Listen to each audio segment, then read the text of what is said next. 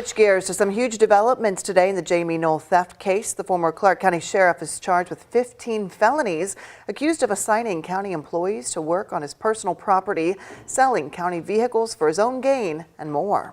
Today, the special prosecutor said Noel's wife is likely to be the next in line to be charged. Reporter Travis Breeze and photojournalist Jessica Farley are in the Southern Indiana courtroom.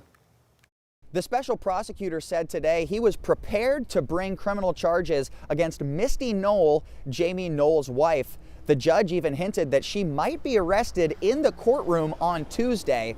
That didn't happen, and they need to make sure they know how to bring those charges, but it led to a passionate response from the defense team that it was not the right way to bring it up. I could arrest her myself according to the statute. Seated just one row behind her husband, lawyers discussed how and when Misty Noel will be brought into the case. And I find it a tad bit disheartening that this is how the government's approach to today's proceeding was. So far, the former sheriff has been accused of using taxpayer money to buy a plane, selling cars out of a volunteer firefighters association, and not declaring child support payments on his taxes.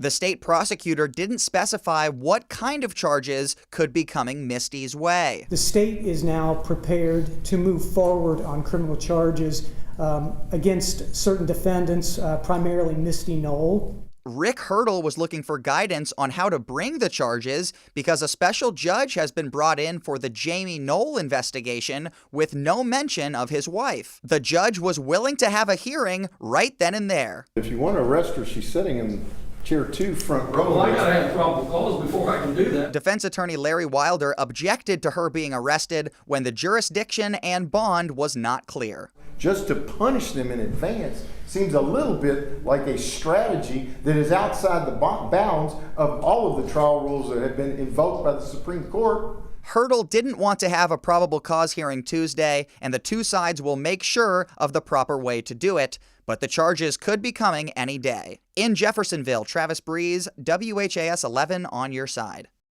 And the next hearing in this case is scheduled for March 15th. The defense is also appealing Jamey Noel's initial bond decision, which he did pay. That appeal is going to the Indiana Court of Appeals.